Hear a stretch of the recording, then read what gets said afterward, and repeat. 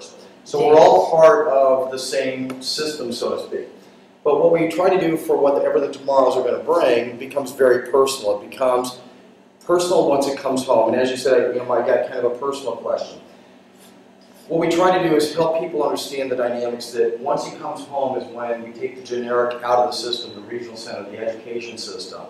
And what we try to then do is bring it personal, because all of our families are very unique in how we ultimately have to plan for whatever the tomorrows may be. And the tomorrows are going to be here at some point in time. Second. First, what I'd like to really do is introduce myself. My name is Brady Jennings, and I have a company in Ontario called the Dignity Group. We call it Dignity Group Ontario.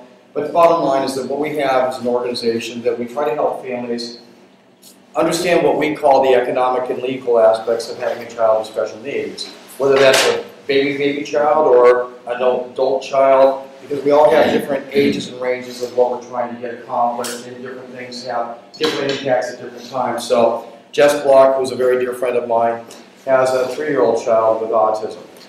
Here we have 29 years old. My son is 19 years old. So the things that she faces as a parent, we've kind of already gone through, and we've come to different realities, different learning tools, whatever the case might be. We're all at different places within our lives based on the ages and the circumstances of our lives and that of our children.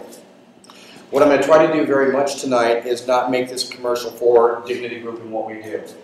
Our job, in my mind, is to really help families, empower them with information, to really take a look at the importance of trying to prepare for the days that we don't really want to think about. And the problem is that those days are reality. Some of the things that you'll hear tonight are going to be very personal.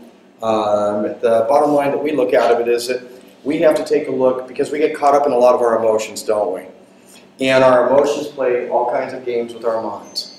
We live in a world that basically says that we're supposed to live to 150 years old, be and never die.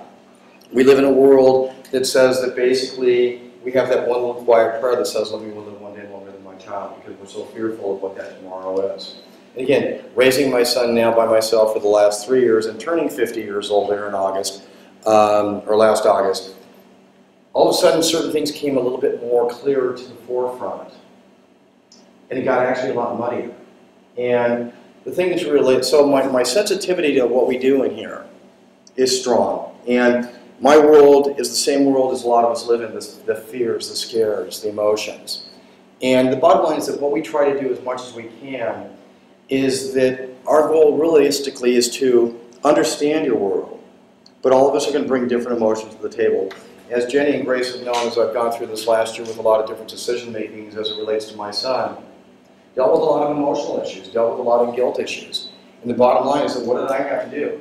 I had to really rely on people who did not have my emotions tied to my situations and tied to my scenarios to help me have a better view, because I was so blurry that it was incredible. Okay. Now, in this room, how many of us are eligible for health insurance just because of who we happen to be? If you were out of work tomorrow, is anybody going to come to you and just say, hey, let me give you a check? Beyond unemployment.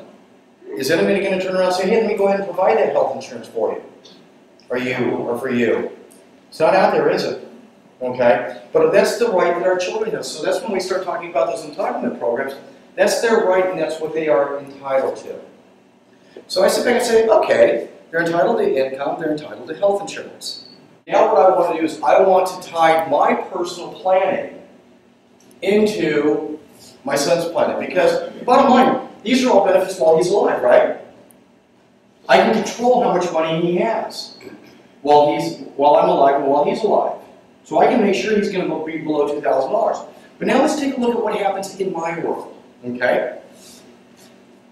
I have 2 other daughters. Not 2 other daughters, I have 2 daughters and my son James. My 2 daughters, my oldest one is 38 years old, and my middle child is 31 years old. And I know I told you guys I was 50 years old, and you're trying to figure out how I did that math. Huh? I'm going to typically, traditionally, name each of my children as equal beneficiaries. So what's going to happen is that I'm now gone. Each of my 2 daughters are going to get what? They're each going to, all 3 of my kids are going to get $100,000. What's going to happen is that my daughters can do what with their money? Anything they want. Well, what happens when James gets his $100,000? Because what's going to happen is that he's going to lose these benefits until his $100,000 is what? Down below $2,000. So I ask myself the question is that, you know, right now the Social Security check is worth about $900 a month. If I can even get health insurance, what's the value of that? What's the value of the housing? Because we're dealing with potential economic benefits. Real money at $900 a month. Health insurance? What's the cost of medical care? What's the cost of housing if we have to pay for it ourselves? Look at all of us and what we pay or don't pay. But all of a sudden, I tried to do something right by buying a life insurance policy, which was good because it protected my family if something happened to me.